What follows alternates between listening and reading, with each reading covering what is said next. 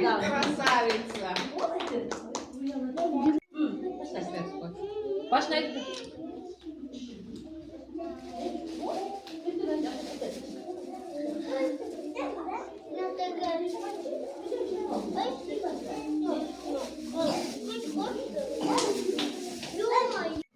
Вверх.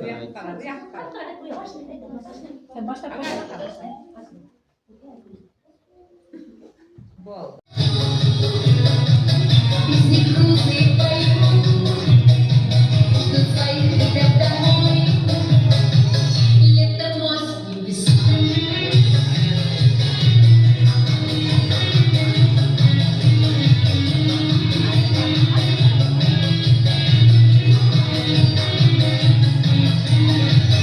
Дел немало у солдат, надо чистить автомат. Вспоминай про кричат, ведь мобильник горят. Смотри, видит врача, стал кричал, а команды земной долгожданной.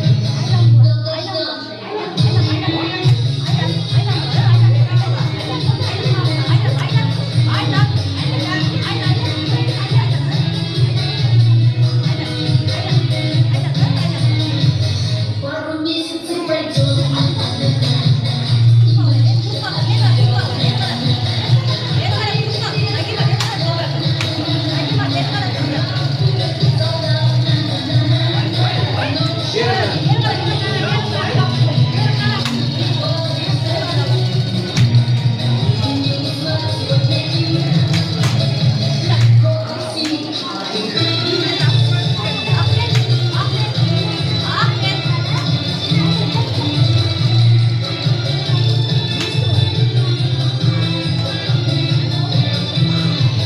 пацаны сзади стоят, руки держат автомат. По уставу будут жить, будут родине служить. И девчонки дома ждут, песни грустные поют. Летом, осенью,